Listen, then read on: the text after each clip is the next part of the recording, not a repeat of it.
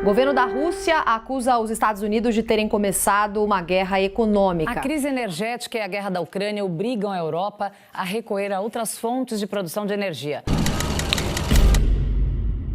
E aí pessoal, Vinícius aqui. Desde que a guerra entre Rússia e Ucrânia começou, uma guerra velada, econômica, entre Estados Unidos, Europa e Rússia também passou a surgir. Isso porque enquanto a Rússia capturava diversos territórios ucranianos, tanto os Estados Unidos quanto a Europa começaram a praticar diversas sanções no país. Produtos russos foram banidos, negócios bilionários como Apple e Microsoft deixaram de atuar no país. A Rússia foi banida ainda da rede SWIFT, sua rede Forex também foi paralisada. E além de tudo isso, o Ocidente ainda começou a forçar outros países a parar de transacionar com a Rússia. Contra tudo e contra todos, o esperado é que a Rússia retirasse suas tropas da Ucrânia e aceitasse a derrota. Mas não foi bem isso que aconteceu não. Putin tem feito uma política no melhor estilo Game of Thrones e agora quem está sofrendo as sanções na verdade é a Europa. Sua inflação anual de energia atingiu um recorde de 42%, enquanto a de alimentos bateu 12%. E ainda cerca de 27 países têm desacelerado sua economia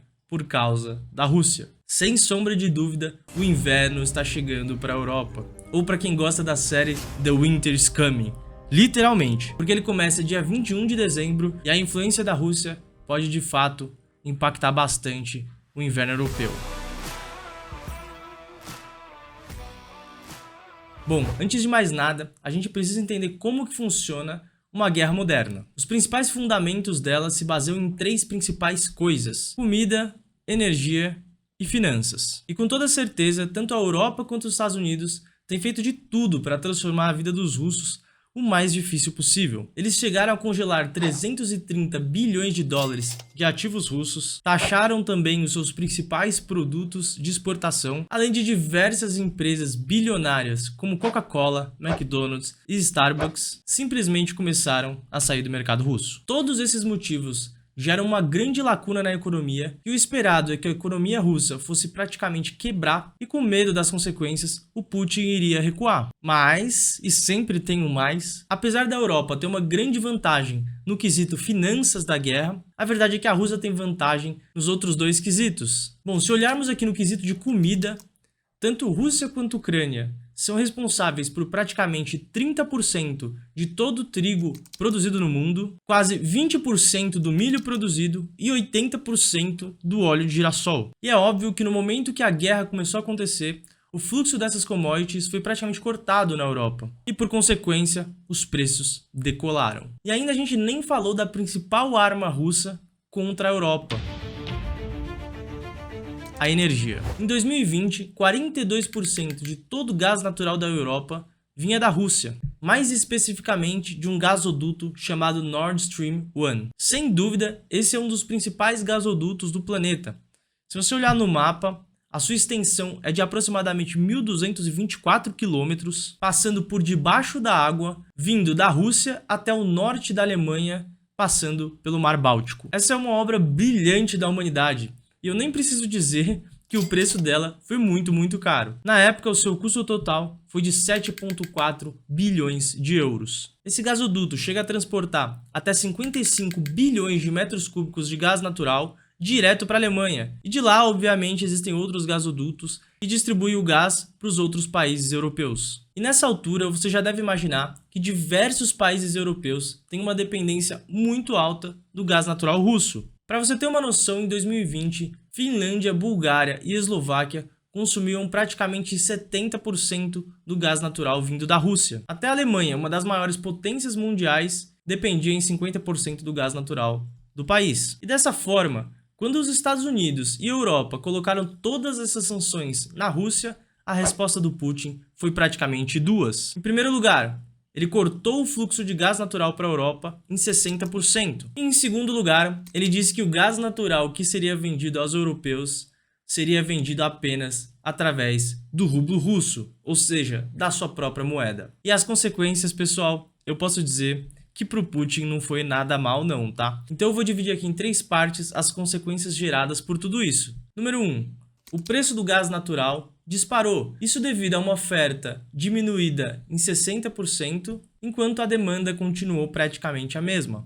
Para você ter uma noção, desde janeiro de 22 o preço do gás nos Estados Unidos, que não estão comprando o gás natural russo, subiu 37%. Na Inglaterra, o preço subiu 142% e na Europa, incríveis 144%.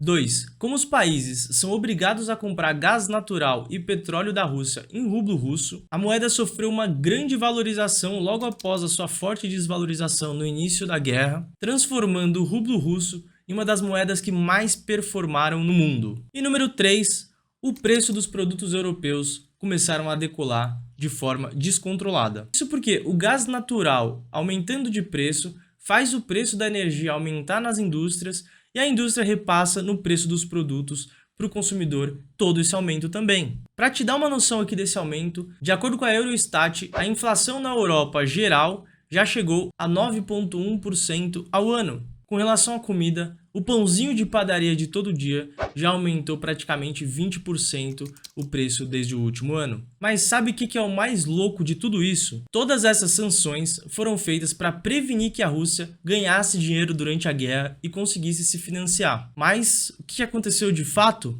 Na verdade, a Rússia ganhou mais dinheiro depois da guerra do que ganhava antes dela.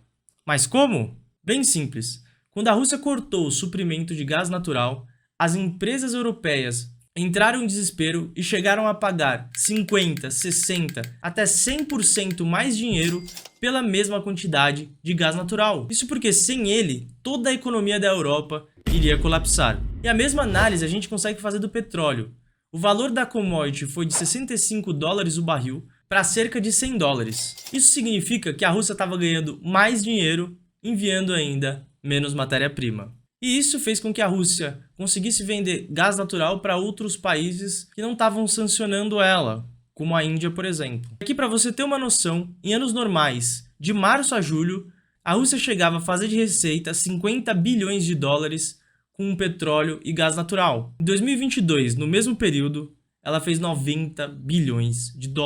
Mas, além de todo esse jogo político muito bem jogado pelo Putin, havia uma grande preocupação ainda. Como eu disse anteriormente, o inverno na Europa só chega em dezembro desse ano. E o que isso significa? Bom, na prática, todo final de ano na Europa existe um aumento natural no consumo do gás pela população. E a Europa teria um grande desafio para conseguir se manter aquecido nesse período se o cenário continuasse dessa forma. Com o frio do inverno batendo à porta, os países da União Europeia se veem diante de um impasse. E para piorar, alguns vazamentos de gás natural impactaram os gasodutos Nord Stream 1 e 2. E aí, tanto a Rússia quanto o Ocidente culpam uns aos outros pelos vazamentos como sabotagem. Mas fato é que esse desespero europeu, de certa forma, já foi solucionado, principalmente porque a Europa conseguiu abastecer muito bem os seus reservatórios de gás natural no período. Isso aconteceu de diversas formas. Ela acabou comprando gás natural de diversos países, como Estados Unidos e Catar, vindo de navios, e fechando alguns acordos de compra através dos gasodutos da Noruega e do Azerbaijão também.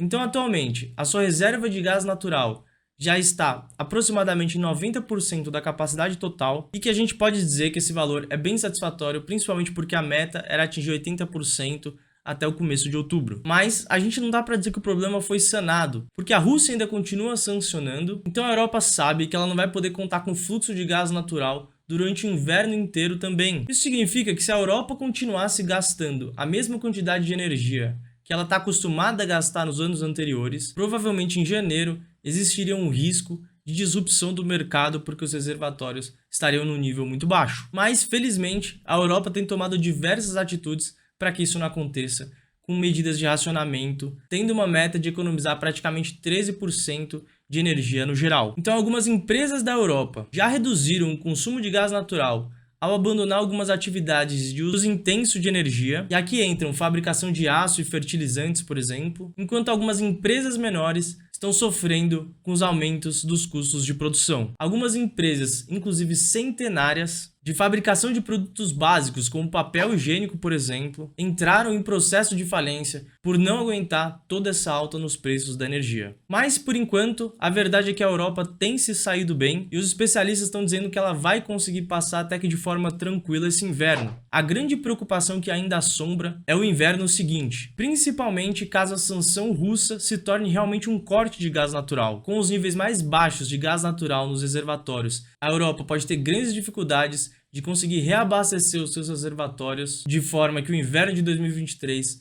talvez seja o mais difícil de todos. Se você chegou até aqui, comenta aqui no vídeo gás natural. Isso vai me ajudar bastante a saber quem está chegando até o final dos vídeos. Se gostou do conteúdo, se inscreve no canal. Meu nome é Vinícius Maia. Falou, fui!